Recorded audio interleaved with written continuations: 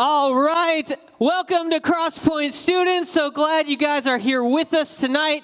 We got a great night ahead of us. But we're going to kick it off with some singing. So everybody, I need you up on your feet, and let's worship together to start this thing off right.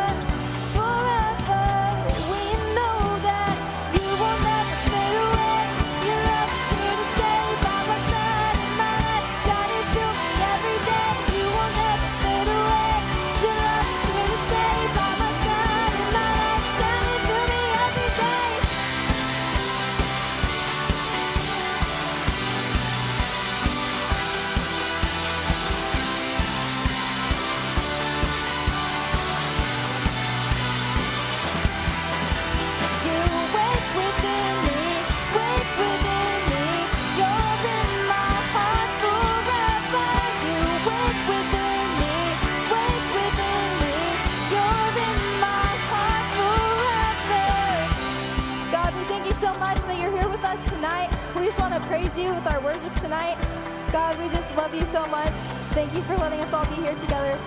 In your name, amen.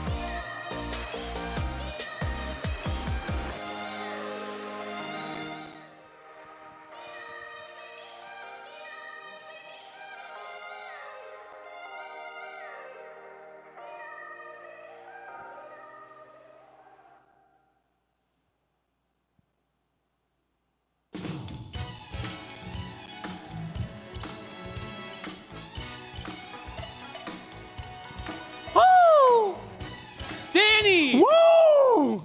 Vertigo season, Vertigo hype season is upon us. It is. I am so excited. Do you know why it's upon us? Why is it upon us, Danny? Do you guys know what happens tonight at 10 o'clock? It took them a second to get there. And then I was really sad about the lack of hype that was there. I get it. I think it took them a second. But are you guys properly hyped for Vertigo signups? Tonight.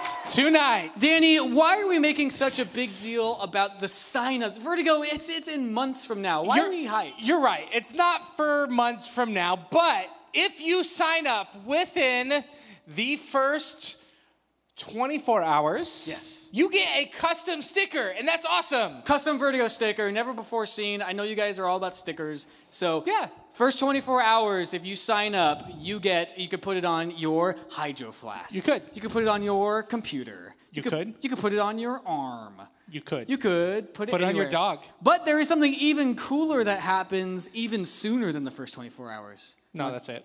Oh, just okay. a sticker. Yeah, never mind. Okay, we're going to go on. No, we have something, right, Danny? What's happening? Yes, we have Vertigo starter packs, which are the coolest, custom Vertigo merch that you can get. If you are the first 25 people to sign up, you will get one of these awesome starter packs. Here's the deal. Last year, they went out within the first minute. At 10:01, they were gone. They go pretty quick. All of them. So tonight at 9:59, you want to be refreshing the page until Vertigo sign-ups start. And it is awesome. It's incredible. There's so much cool stuff. There's a t-shirt. There's a bag. There's custom stickers in that. There's a water bottle and all kinds of cool all the stuff merch. all the stuff you need to survive Vertigo. Yeah, but here's the deal. What if I've never been to Vertigo before? I might not understand the hype behind that. Yeah, I think you got a great question. First of all, if you've never been to Vertigo before, it's so cool. It's so fun. And so if you're on the fence about it, you only even have to... Just go. Yeah, just go, or at least, sign up and get registered. And if you're like, I don't want to... Ask anybody who has gone. They'll tell you it's amazing and awesome. But I figured that because Vertigo registrations are tonight, we want to try and get into the spirit. I think that's a good idea. And so there are a lot of things that are about Vertigo, but there's one thing that I love. I'm a big fan of the competition every year. Are there anybody who loves the competitions? Has anybody here won a Vertigo before? Yeah? Yeah. I'm part of the Winning a Vertigo club now, and it's such a great experience. But for those of you who don't know, for the whole week of Vertigo, we sort you guys into teams, and you guys have a team name. On the count of three, I want you guys to give me your favorite Vertigo team. 1, 2, 3. Wow. You don't remember your team names? Well, that leads me into a great idea. Because every year we give you guys the chance to come up with your team names and your team mascot and your team flags. And that team name is normally a mashup of 2 different items. Yeah, like a fruit and a country singer. Yeah, like George Carrot. Yeah, all right. I don't know. So tonight, I want to hear from you guys. I want to hear what your guys' prime Vertigo team name would be. What team name would you guys give your Vertigo teams? You can raise your hand and you could let me know, and it could be anything. It could be anything. One time I played a game, played a team with the Stan Van Sant, who was our leader. They just named their team after their leader. So if you guys, can you guys think of and if you have any thoughts, what would your flag be? What would your mascot be? If you had the best Vertigo team name that you can come up with, I want to hear it. Do we have any thoughts? Do we have any ideas? Danny, do you have any ideas on what your perfect Vertigo team name would be? I think I've only been once, so I feel like this is hard for me to pull out. I would say, I remember some of the other ones, like the Guitar Varks.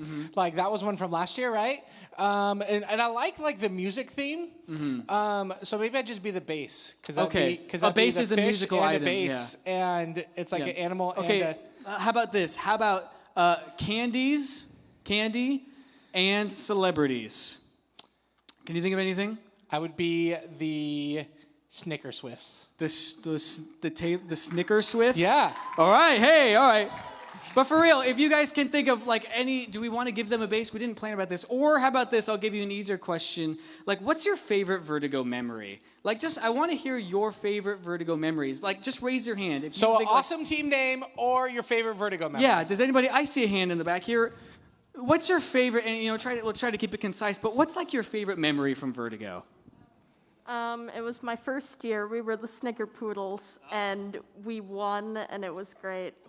So your Nice. favorite memory was just winning all the competitions. That is a really great memory. Jake, what is your favorite Vertigo memory? And keep it concise.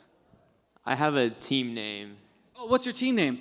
So my ideal team name would be the Jake and Dylan's. The Jake and Dylan's. And I would assume it's a partnership between you and Dylan.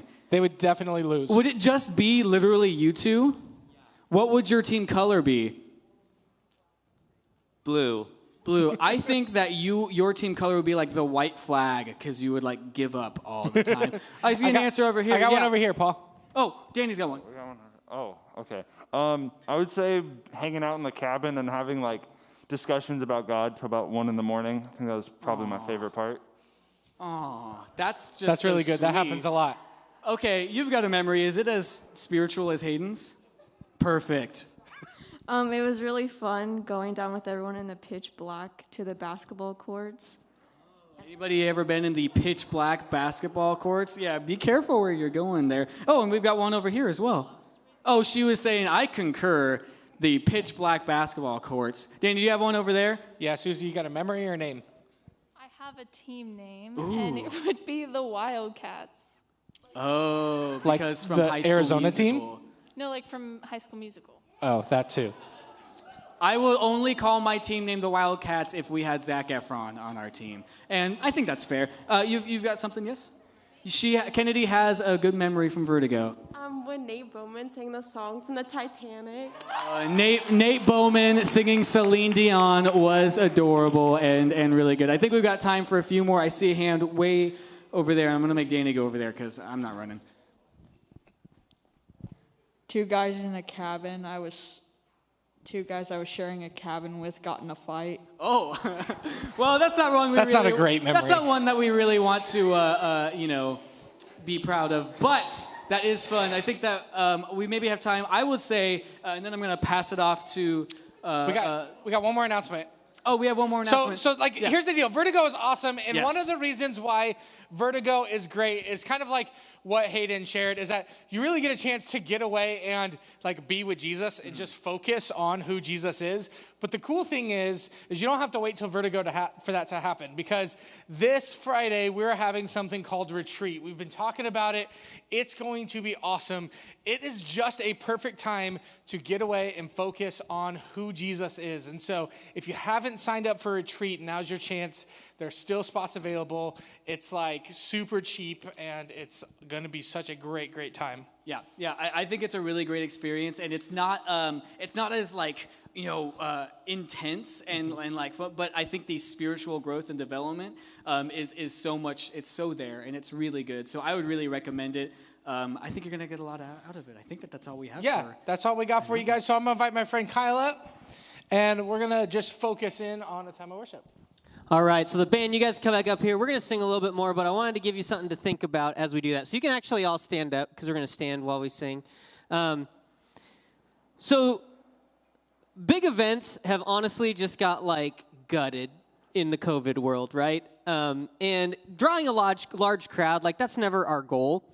But there is something like really powerful when we just leave what's normal, whether it's coming here for a weekend like you're going to experience in Retreat if you come be a part of that, or whether it's going away to a camp or a trip or a relief trip or something. All these events that we do that have a big crew of people, there's something significant about just breaking the mold of what we're used to so that we can see something more clearly.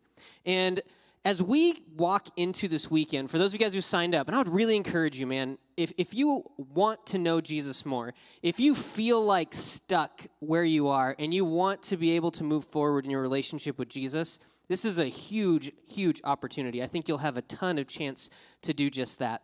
And the big theme of the weekend that we're going to be talking through is how do we stick with Jesus? I've talked to so many of you guys where you're like, I'm just not sure, like, after all the pandemic stuff and, maybe some things that have happened to me, some questions and doubts that I have, like, is this relationship worth sticking with?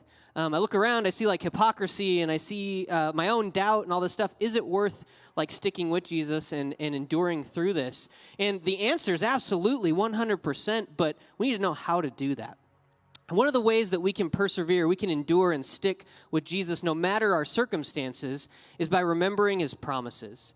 And the Bible is full of promises that God has made people who love him and people who hate him. And he always fulfills his promises. He never, ever breaks them. And one of the cool things that we get to do when we come and we sing, what we're going to get to do here in just a moment, is sing out some promises that God has made to us. The promise that we can have courage in the face of fear. We're going to sing about that in the next song. The promise that we can have peace in the middle of uncertainty.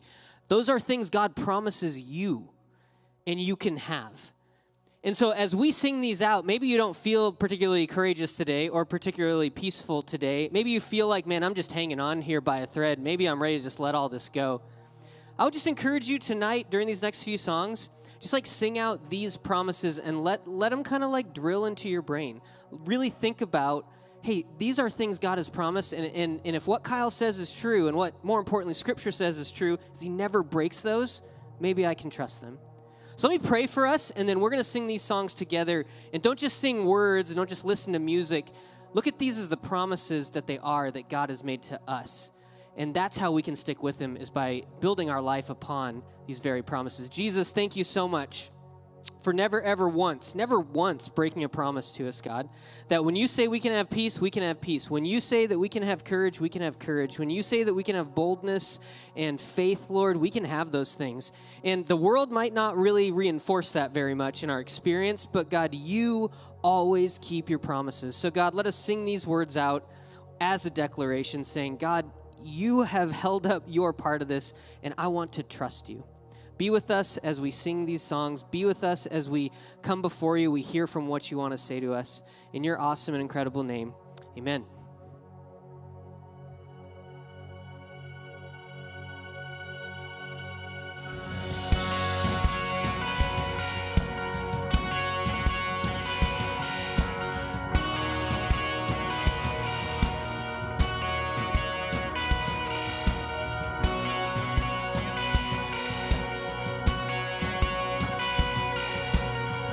I have this confidence because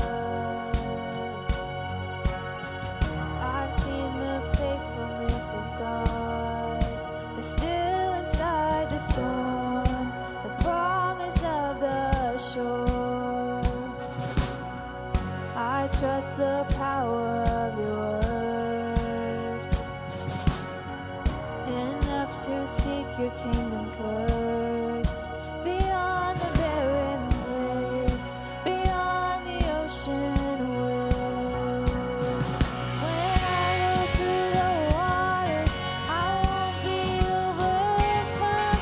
When I go through the rivers, I will not be drowned. My God will make a way, so I am not afraid.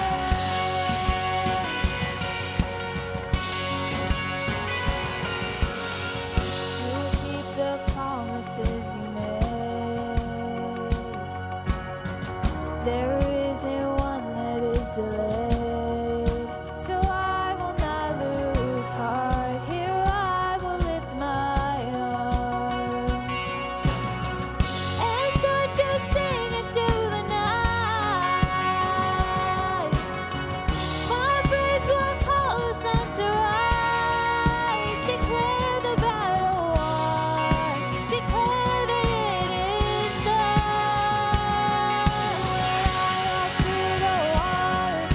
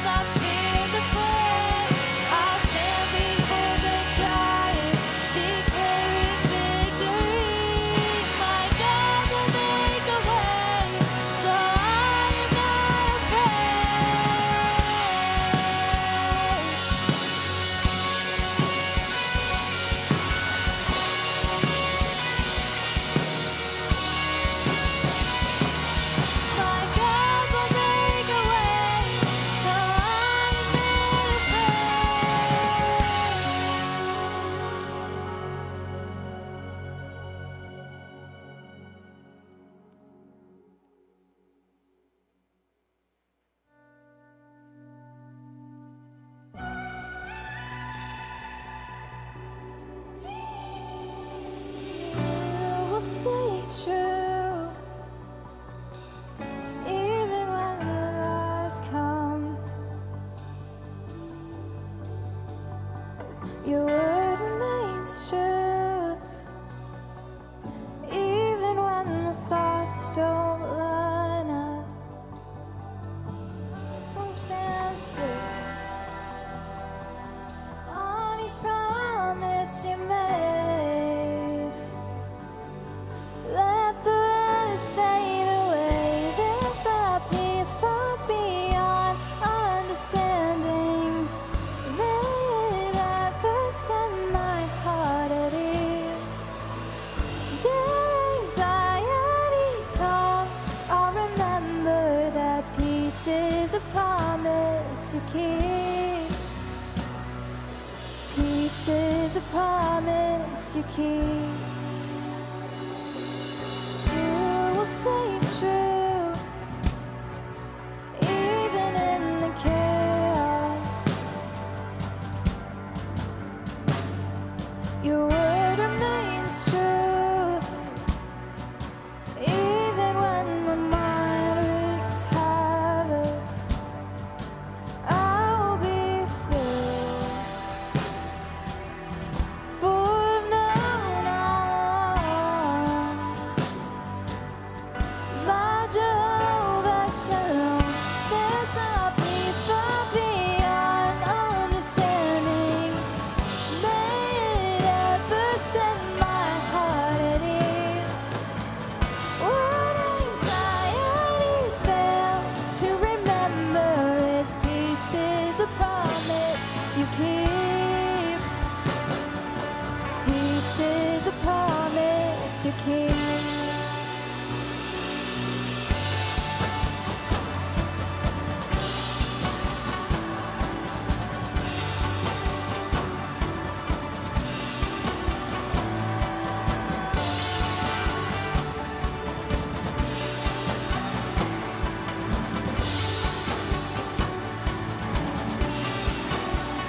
You are peace to rest the soul.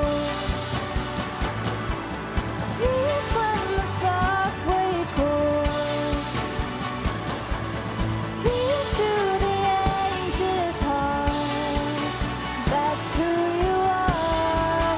That's who you are. You are peace when my fear takes hold.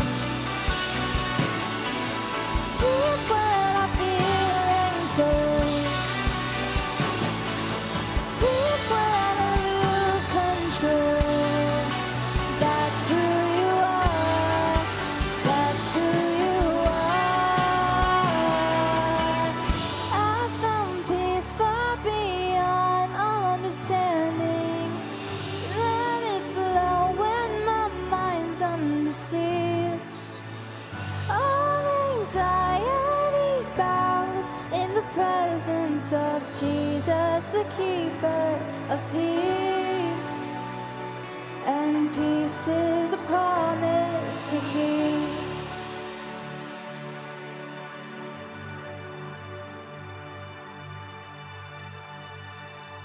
Jesus, we just ask for that peace that only you can give, God. It feels like that comes up in conversation almost more than anything else, whether it's in friendships or dating relationships or how we see ourselves or how we navigate the world. Man, it just feels like there's a distinct lack of peace. But God, we know that you are our peace. And so, God, we just ask that we would trust you at that. That can be very true and we can reject it. So, God, I just pray that we wouldn't do that tonight, that we would be willing to embrace kind of your take on feeling and emotion and anxiety and all that stuff that comes along with it, and trust that you are our peace and you know what's best and we can trust you. We thank you for this time we've gotten to hear from you and interact with you, God, and we just pray you'd be with us as we move on to the next part of our night. In your awesome name, amen. Middle school, you guys are going to head upstairs at this point. It's been awesome worshiping with you. High school students, we would ask, as we do each week, that you move forward, fill in the empty seats so that we're not so spread out in the room. So if you're far at the back, scooch on up here. as we get ready to go into the next part of the night.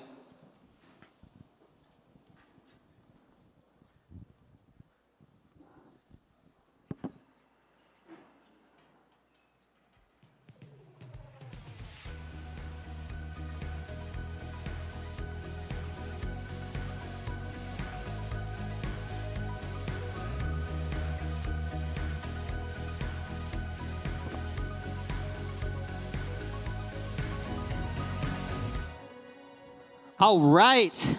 Welcome to another night of our We're Just Talking series. They're going to get that stuff set up so that we can have a good conversation. But as they're doing that, just wanted to do just a quick fill-in for you guys who maybe haven't been here or weren't here last week. We started this new series every February.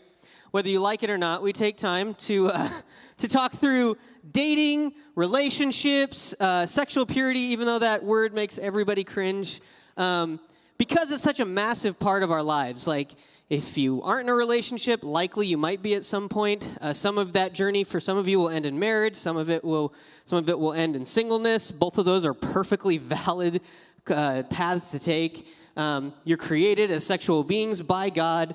And what we determined last week is the world works really, really hard to convince you of their way of looking at it. That it's something to either be treated as the most important thing in the world, and you're going to be so missing out if you don't have it, or to treat it so cavalier that it doesn't even seem important anymore. And last week we took some time to talk about how we are to think about dating and relationships and sexuality. And the reality is, what we think will always end up affecting what we do.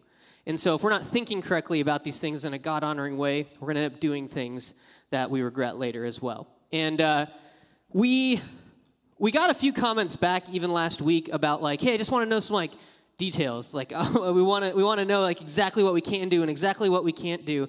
And I just wanted to push back on that for just a second before we get in.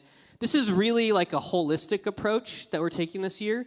We'll get into some practicals, but it is way more important for you to know what you really think about this stuff than to say, hey, I checked all these things off my list. It's so much more important because one is just behavior modification. Jesus actually isn't about that at all. He's about transformation, and that's what we're trying to do here through this conversation. And so the way that's going to work, we're going to talk through some stuff up here, and we also want to hear from you. So up there on the screen, you will see that number. You can text that number at any point throughout the night. It's completely anonymous. I don't know. I don't have any of your numbers saved on it or anything like that. It's through an anonymous app, and I'll be keeping track of it. And as good questions come in, we'll kind of pause, or at the end, we'll take some time and walk through some of the questions that you guys have. So if you think of things as we go, please do that, because we do want to hit you guys where it's important to you. So, Paul, why don't you get us started by just letting the students know, hey, this is kind of the aspect of relationships that we're going to be talking about today. Right. So yeah, as we've been talking about it, we've been looking like all the different aspects of like where it comes, like what aspects have to do with like dating and relationships. Last week we talked about like our mind and like what we think about things. Tonight we're going to be looking a whole lot more at our emotional being and emotional state of mind, because like when you're dating and when you are in relationships, there are a lot of emotions that come with that. And the world will tell you one way that you should handle your emotions and the relationship you should have with your emotions. But we're going to be talking about some of the different nuances that come with the emotional aspect of this sort of thing. Absolutely. I feel like I just need to like pause for a second. The first text we got in was, Sharon and Megan both look lovely tonight, 100. Aww. So how sweet is that? I can't decide if that's like cute or if we need to be like looking for someone. Did you guys there? write? Dude, what are you doing? Did you guys write that together? Did you send that in? Okay, got it. Yeah, I'll turn the switch. Yeah. I did it with my mind. Oh. Nice. But that would also be weird. It was just pointed. Never mind. Yeah, there you go. Okay, so now that the compliments are, run their course. Danny, Kyle, I hope you get a compliment too, Kyle. I know you need it. You guys, can I fill just, him in on a compliment. I'm nervous about what's going to come in here now. I'm like, I don't know. You have weaponized this. Yeah, yikes, I shouldn't have done that. But as Paul mentioned, like, we need to talk about the emotional aspect of dating and relationships and even just our sexuality in general. But the reality is, like, most of the time when we have these conversations, that hardly ever plays into the conversation, right? Lots of conversation about, like, don't do this physically, do this physically, like, give this much time or act this way. But we hardly ever talk about, okay, so how are we supposed to, like, feel in relationships? We're missing this massive, massive, really important part of it. And so we kind of wanted to establish first, like, what is the role of emotions in purity and relationships? So, Sherry, do you kind of want to start us off? We talked a little bit last night, this crew, of, like, what role does emotions play? Are they important? Are they not? Why do these guys need to know that? Yeah, I feel like you said, this is something that we kind of glance over and we just focus on the physical, but the emotions is really what drives the physical.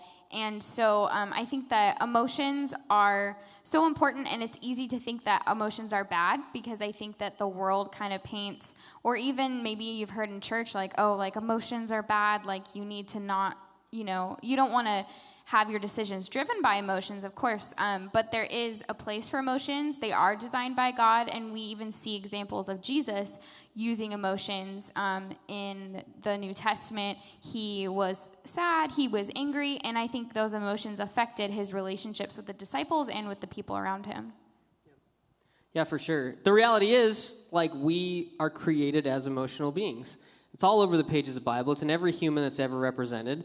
That doesn't look the same for everybody. So, like, a great example, like, I am naturally not a super emotional person. What? I have emotions. I will beg to differ. He has an emotion, anger. Yeah. I feel like that is your emotion. You don't have a lot of emotions, but anger is. But that's a great distinction. So, like, I have an emotional landscape that looks very different than Paul. Paul is. We do have video evidence of this. Yes, Paul is very in touch with his emotions, and I probably have negative things that are produced in my life because of my stunted emotion, and he probably has negative things in his life from his, like, leaning into emotion. I can think of a lot of mistakes and bad decisions that I've made because of my emotions. I think you can think of a lot of mistakes that you've made because of your lack of emotions. Yeah. And so even like Shara was already talking, there is this nuance where there is this weird middle ground that's difficult to walk through. And I think the first step in this is just to recognize, like, okay, then they must play a big role in our relationships. We just don't ever think about it, but we need to.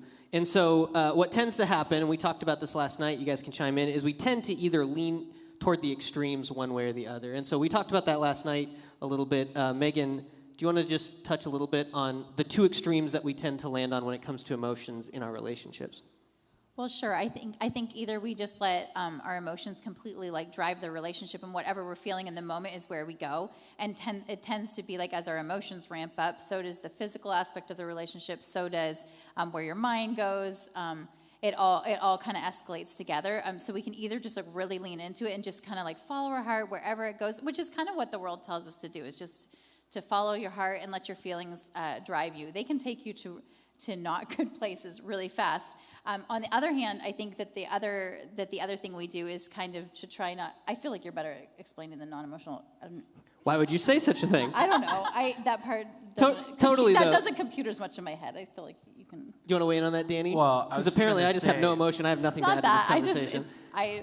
What came to mind was the dark side and the light side of the Force. I totally understand. As in, like, Jedis, they're kind of told, like, hey, like, just cut out all emotion. And then, like, on the dark side, they're like, give in to your anger. That's too old for you guys. But it's like you're trying to find balance in the Force. That's kind of how I feel. I see a lot of heads nodding, and I see a lot of heads going, yeah, I can relate. Okay. Yeah. What were you going to say? Oh, I was just going to say, I do think, like, emotion is a positive in the sense that, like, you want to be attracted to the person that you're dating. You want there to be, like, some chemistry there. You want to feel, like, a certain way towards them. So, like, it is a positive as well. But we don't want it to be, like, the whole driving factor. And one of the things that we talked about on the other side is that if you take out all emotions, it becomes objectification, and it becomes lustful, and there's no emotion behind it. So both extremes are not where we want to be. Yeah, I mean, let's just not dance around it. So for like, in particular, this is just a generalization, but for in particular, like young ladies, you might see a certain like emotional path portrayed to you, maybe through TV shows or through other relationships or through like advice that the world gives us, that a relationship has to have just like, it needs to be crammed full of emotion. And if it's not, then surely it can't be real. Another generalization, but for boys, we see this a little bit more, like oftentimes young men, but this isn't just exclusive to young men, but struggle with like stuff like pornography and explicit sexual images, that like tears down emotional connection and makes you view people of the opposite sex and people in general as more like objects, takes the emotion out of the equation. And we can see how both of those things lead to really dangerous places, right? Either you're riding an emotional high all the time, which is never sustainable, or you are removing the emotional connection altogether. And neither one of them leads to a fulfilling relationship. And the funny part is that we get bombarded with the message that both are okay and good at the same time.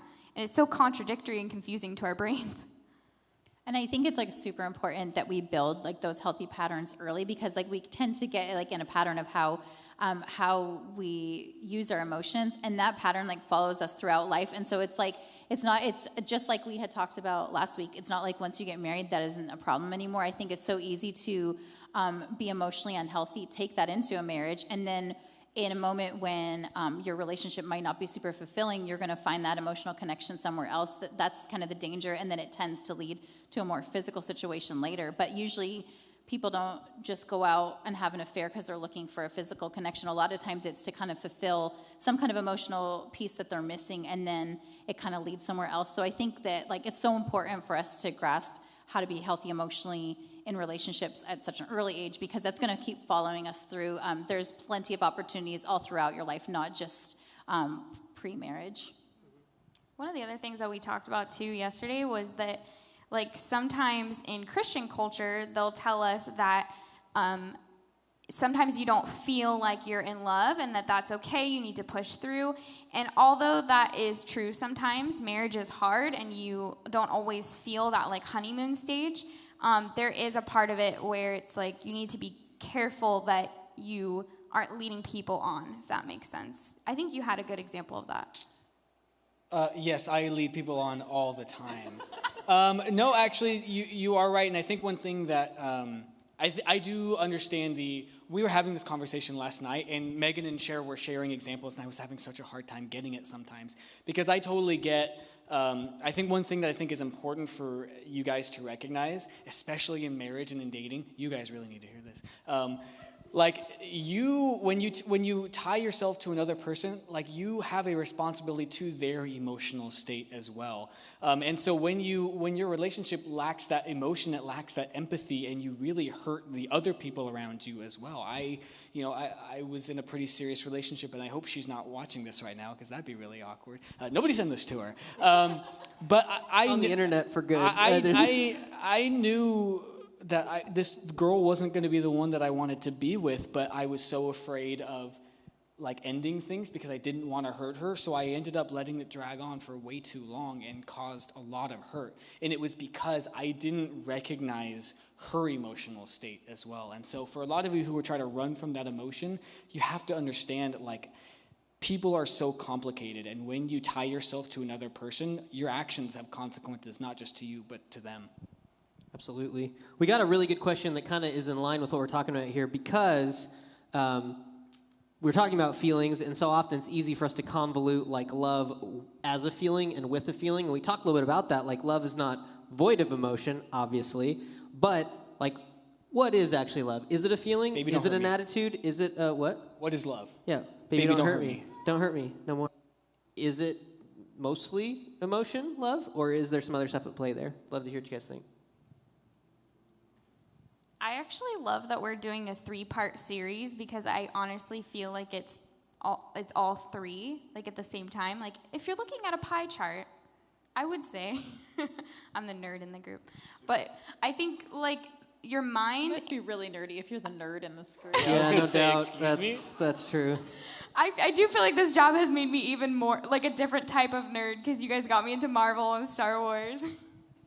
She makes like charts and spreadsheets are fun. So that's how nerdy. So you would say like Anyways. relationships are 33%. Yeah, I would say 33.333% mind, and then emotions and physical. Like I think that love is all of those things. And the thing is, we always just like lump them all together into one thing, depending on what we've been told, right? If you've been told that love is a physical expression, then you think of it as a physical expression. If you are told like love is completely an attitude, it's completely a decision and a choice, then that's all we think about. And if we look at it as like just 100% a feeling, then it's something that can come and go and it can disappear in a moment, right? But this is kind of getting us back to the point, is like God views our love and relationships and sexuality so much more important and bigger than I think we realize. And that's why it's kind of complex and it takes time to figure out. One thing we talked about a little bit last night that I just think is important for these guys, I know not everyone in here has a relationship, and that's perfectly fine. That's great, in fact. But some of you have been in relationships, and some of you in the room are followers of Jesus. And sometimes it can be easy in our culture to replace like physical intimacy with like emotional intimacy. We talked about that a little bit. Do one of you guys want to weigh in on just the trap that can be for those of you guys that might be dating and love Jesus? This is the part that confused me the most. So. Okay. Do you want to? Okay. I think that this is important to me because I definitely fell in this trap in a lot of my relationships growing up, of thinking that, okay, as long as we don't cross this physical boundary, it's fine, but emotionally, like, anything goes, because no one really talked about that. But what we mean by emotions is giving away those pieces of your heart in, like, sharing your hopes and dreams for the future, or, you know, introducing them to your family, or talking about your fears and your past experiences.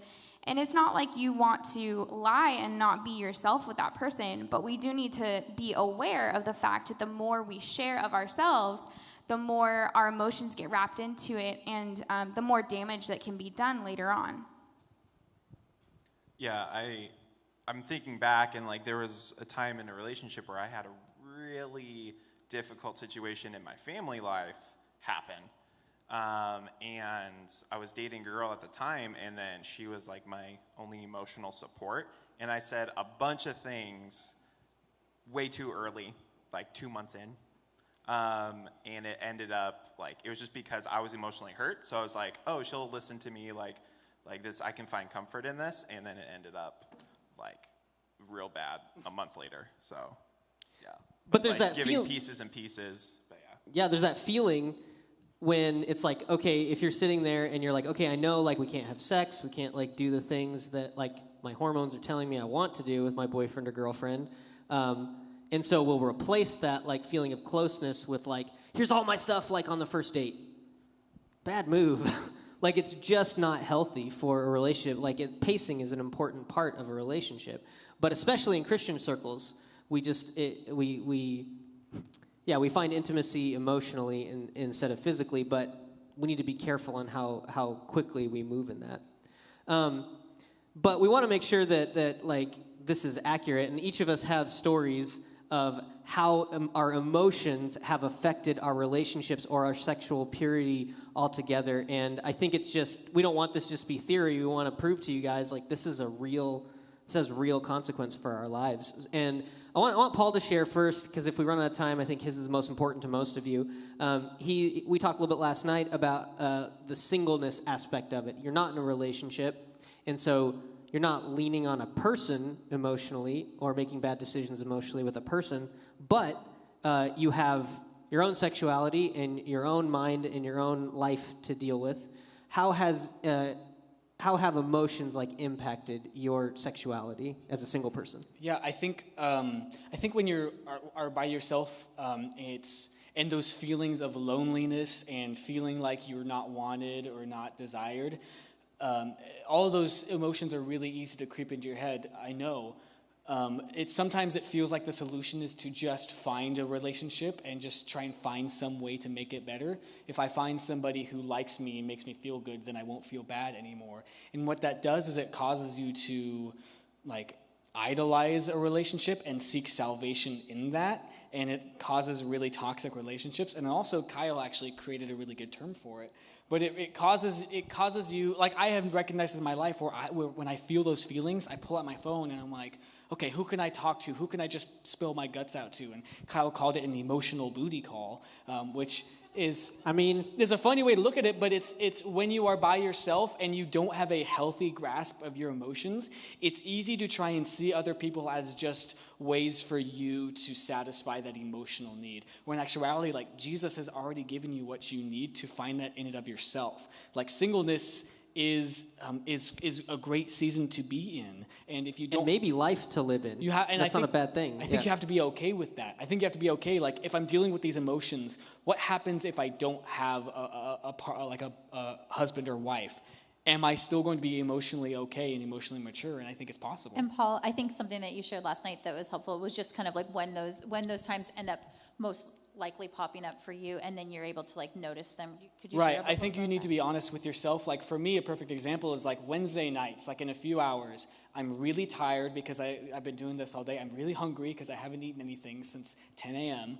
Like I'm tired. And he gets so cranky. I'm tired. I'm hungry. I get really cranky. I get stressed, and I get really sad. Like if I'm honest, I get really sad and I feel really lonely. And you have to be honest, and I have to recognize those moments in my life and those moments in my week, I'm really susceptible to do some really damaging things. And I think that you have to be honest and look at that in your life as well. When are you the most emotionally vulnerable? And that applies whether you're single, whether you are in a relationship, whether it's new or whether you've been in it for a while.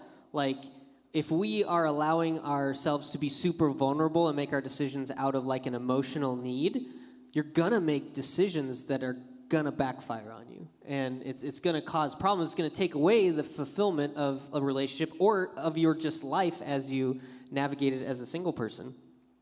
We got a lot of questions, like 5, all kind of surrounding the same idea. Is they're like, okay, then how much is too much emotion? What emotion should we allow? Like, what feelings should we let leave, and what role should they play? And I think that's a great question. Even one about like, okay, we know physical boundaries, but then what are the emotional boundaries? Do you guys want to speak to, how much weight do we give? Like, how do we navigate these emotions that are present in our lives? I know Shara and Megan, you talked quite a bit about discernment, and I would love to hear what you guys thought. I think it would benefit these guys for sure. Yeah, the first thing that I think of with emotions and how much do we share, honestly, prayer has a lot to do with it. And I think if you're prayerful about the situation that you're in and what you should be sharing, you can trust that the Holy Spirit will convict you and guide you. And I know that that's not necessarily a great answer because you're like, well, that's not concrete. That's not super practical. But at the same time, he really does speak to each and every one of you guys. And if you're praying about a situation and you're like, Lord, is this something that I should share with this person? I think that he will give you the guidance to know whether or not to share that. But Megan, you had some really good stuff about discernment. Do you remember?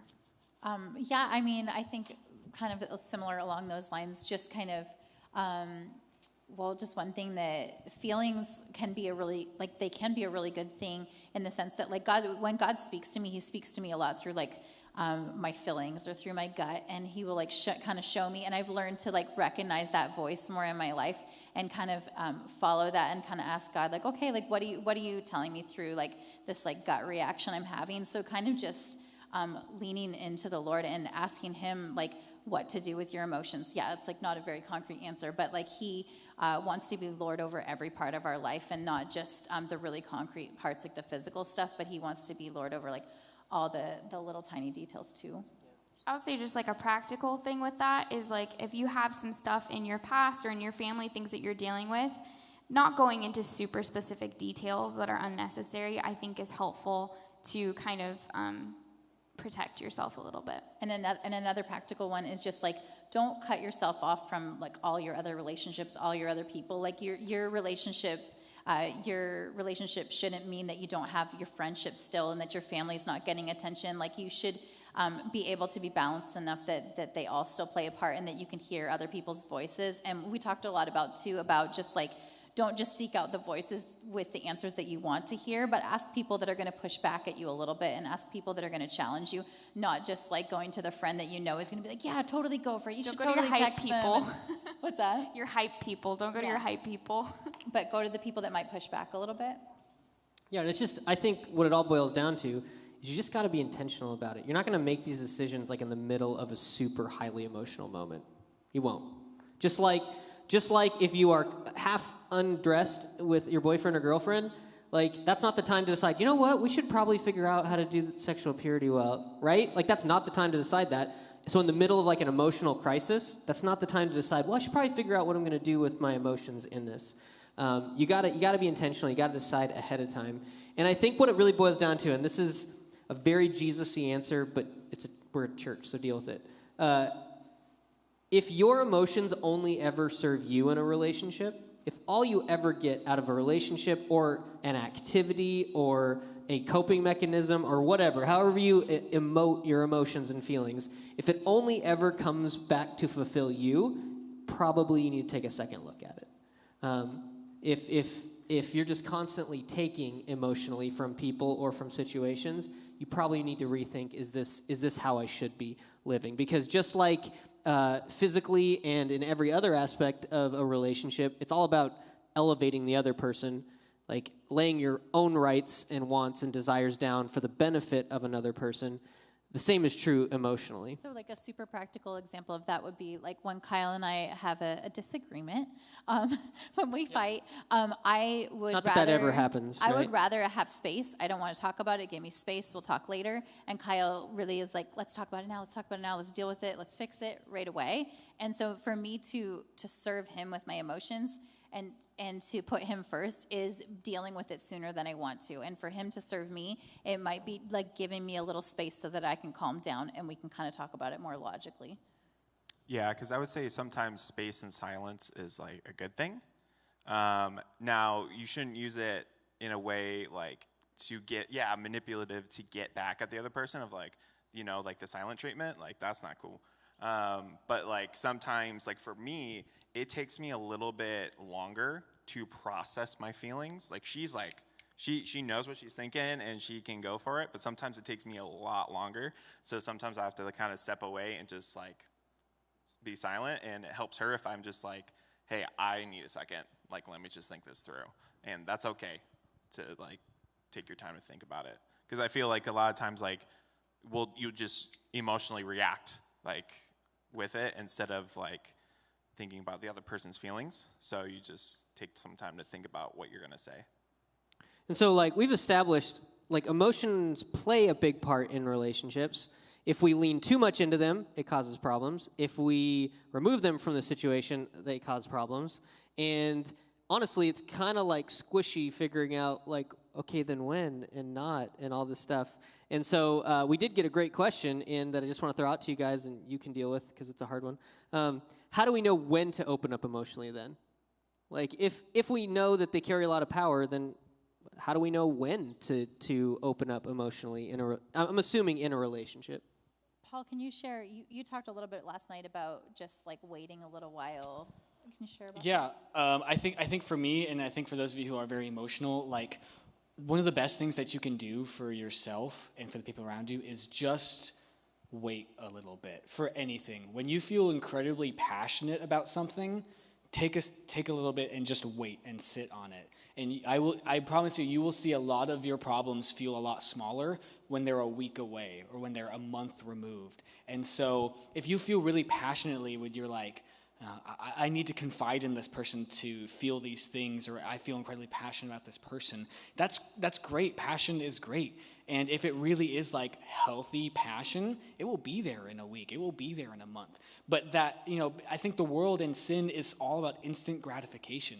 And so if, and I think even with physical urges too, if you just wait a little bit, they will go away. And so this is the same thing with your emotional, I don't think that's the perfect answer to this question, but I think a really healthy and helpful thing for all of you to do with your emotions is just try to breathe a little bit and just wait a little bit, which is hard to do in the moment, so you need to be intentional. I feel like, too, with that question specifically, the commitment level, I think, should probably match the emotional level, or that should come into play with emotions.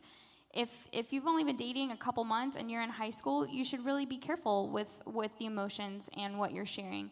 If you've been dating like a lot longer and you're really looking towards marriage, then it should be a gradual slope towards that. The commitment level and the emotional intimacy should be like a gradual, I would say. Yeah. Yeah, I mean, I don't want to, I mean, you all think I hate love anyway, but might as well just lean into it. Straight up, like if you've been dating 3 months and you're already like, what are we going to name our kids? And like, where are we going to retire? And all this stuff, like you've like jumped the shark emotionally in that moment. Like that's not the type of like conversation you should even be having yet because you're still getting to know each other. When did you tell me you love me? I'm not saying this, I'm not saying do this. And it was actually a good example of like I let my emotions get ahead of like what was smart. Like I told Megan that I loved her before we ever started dating. We did that too. And honestly, we're not the perfect example of a relationship, and that probably was an unwise decision in that moment because that our connection from that moment like got like so intertwined, and we weren't even sure if we were really going to go for it or not. You know? I think on that note, definitely don't send this to anybody who may have known me. But I would say on the other end of that, I definitely said I love you when I didn't mean it, because I knew that she really wanted me to, and I knew it would hurt her if I didn't say it. And that was another example of like I didn't recognize her emotional needs, and I think that you guys need to recognize other people's emotional needs. And I would say, to answer that question, like take the sexiness out of it. Like be willing to put boundaries. If you're willing to put boundaries physically, put boundaries emotionally too. Absolutely. And it's not, it's not, sexy and cool and but it's like sitting down and being honest and saying, hey, this is how I feel right now, and I want to make sure that we're on the same page. Mm-hmm. And if it means having awkward conversations, it's definitely worth it. Yeah, I was about to say, those conversations are definitely going to be awkward the first time you talk about it, but it will definitely help in the long run. Like it gives you, kind of gives you, like, if unfortunately the relationship doesn't work out, it gives you experience of like, okay, I could have handled that better, or different things like that. So talking is good. I just thought of a question off of that question, so I'll just ask it. What do you do if you have probably like gone a little further emotionally than you wish you had now, but you're kind of already there? How do you take steps back and still like stay in that relationship? I think that's just requires some raw honesty. Like if your relationship can't weather a conversation about that, then it's not going to weather anything else that life is going to throw your way. I know that sounds like pretty callous, but if your relationship can't handle you being honest, saying, listen, we've gone further than we should have in any area of a relationship, and it's more about me or it's more about us than it is about Jesus, you want to be able to have those conversations in a relationship. And so being able to walk back a little bit, that's an important part of it, I think. And recognizing that your emotional threshold could be different than the person that you're with. Something that maybe your person that you're dating doesn't really care if you meet their parents, but to you it's a really big deal, and that's like a big emotional thing. You need to be willing to recognize the differences and say, you know what, for me, I can't do those 3-hour-long phone calls because that to me gets me emotionally invested. Or I can't do like the long drives together to go out of town or whatever. Like you have to be really honest with yourself and realize, okay, what is getting me invested?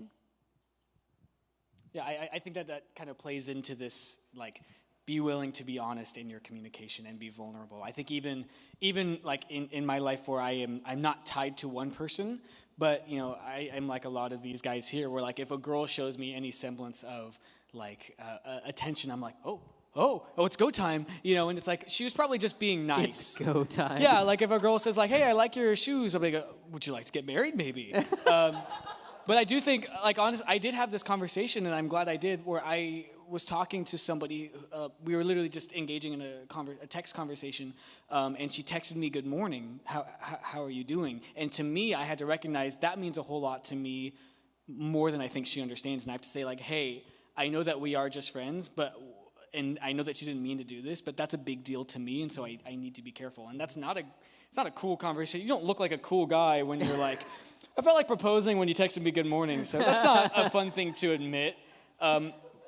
But if you don't check that at the door, it will quickly become something more than you can handle. Absolutely. And I think just to kind of like bring us to like a landing point here, I think in the church, and a lot of you guys have been a part of this crew for a while. Some of you are newer, and you picked a great time to jump into it.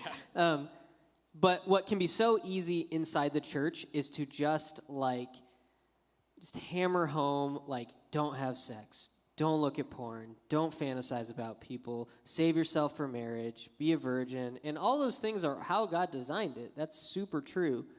But I get the sense, and actually, like, it's being proven because a few decades ago, that was like all that ever got communicated when it came to relationships and sexuality.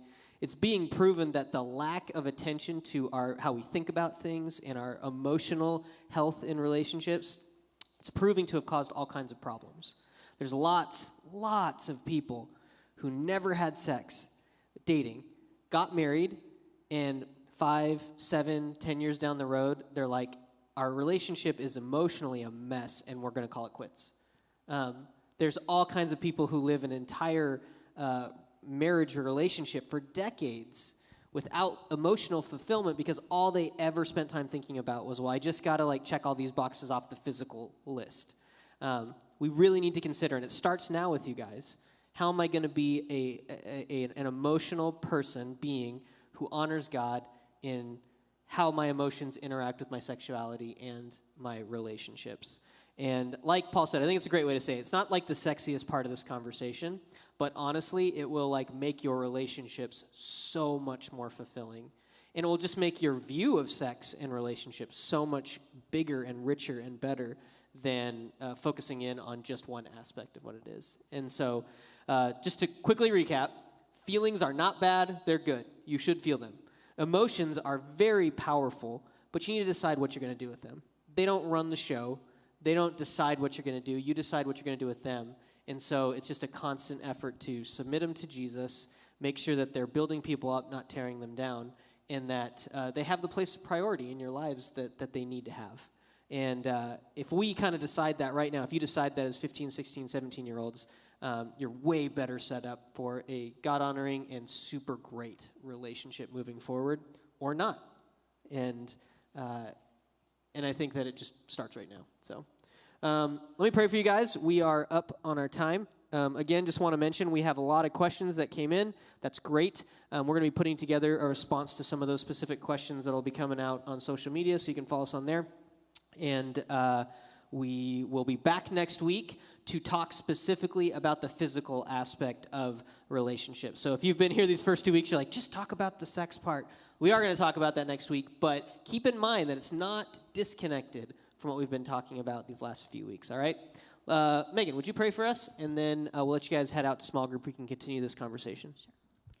Dear God, we just thank you so much for how you created us, Lord, that you created us with emotions, Lord, and that you called them good and that they draw us closer to you and draw us closer to one another, Lord. And I just pray that for each of us, whether we're in a relationship or not, Lord, that you would just show us how to love like you do and to use our emotions in a healthy way, Lord. And we just pray that you would speak to our hearts, show us areas that we need to work on, areas where there's temptation to stray from your way, Lord. And I just pray that as we go into small groups tonight, Lord, that we would just have some honest conversation and just really be able to figure out what it is that you desire for our lives and our emotions and our relationships, Lord. And we just love you so much, and we thank you for who you are. In your name, amen.